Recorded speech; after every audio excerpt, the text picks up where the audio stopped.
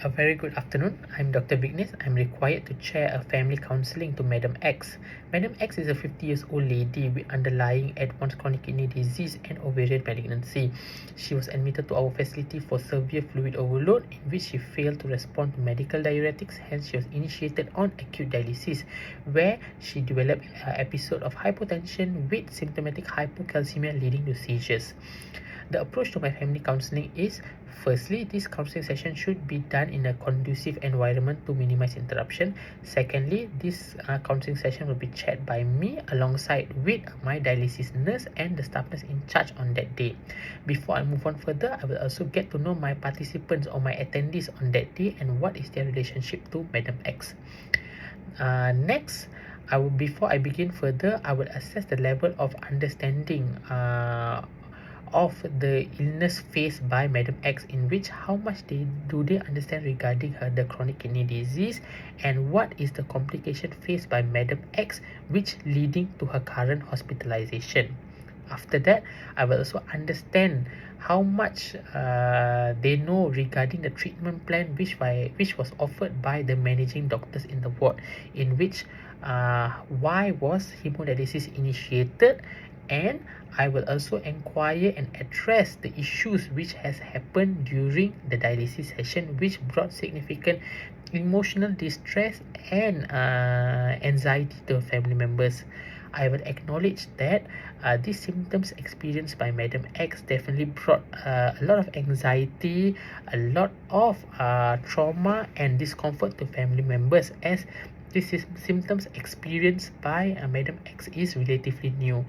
I will begin my counseling session by explaining regarding the nature of disease that advanced chronic kidney disease is actually a kidney failure which results in fluid retention or fluid accumulation, as fluid cannot be excreted out from the body. So when fluid cannot be excreted out in the body and the fluid builds up in the body, it causes significant discomfort to breathing. It causes generalized body swelling, in which the first line of treatment is definitely medication or medical therapy, in which medication will be administered to help to excrete out the excess water. However, in cases of a severe or advanced kidney failure, there are a certain group of patients which do not respond to this medication, which prompts to the next step of action, which is initiation of dialysis. I will proceed next by explaining that the role of dialysis or temporary dialysis is to remove the excess water from the body to relieve the symptoms. And when dialysis is initiated, a catheter or a wire catheter is inserted and is actually connected to a dialysis machine. And the dialysis machine acts as an artificial kidney to help to excrete the excess water.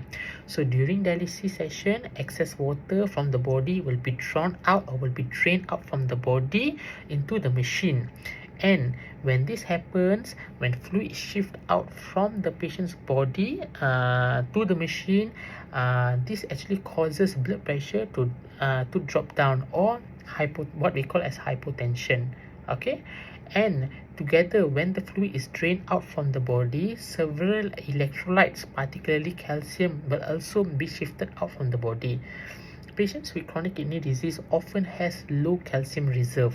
So when dialysis occur, calcium gets shifted out from the body. The body has low calcium store, and this could precipitate a seizure when the calcium drops at a significant level. Okay, when Madam X experienced these two symptoms, hypotension and hypocalcemia causing a seizure, prompt management was done to her, in which her dialysis was terminated. Calcium infusion was given to her, in which she responded, and her seizure actually terminated. I will emphasize then that hypotension and low calcium level is a known complication of dialysis. So in order to mitigate this complication, what will be done further by the managing team is we will investigate on the cause of hypotension. Firstly, we will actually discuss with our consultant nephrologist regarding the suitable mode of dialysis for Madam X. Next, we will also discuss regarding the dialysis prescription, which involves the duration of dialysis, the frequency of dialysis, and the volume of fluids needed to be drained during each dialysis session to tailor her capacity. Moving on, we will also investigate on other causes of hypotension, as we know that dialysis may cause hypotension, but there are also other causes of hypotension which we need to investigate.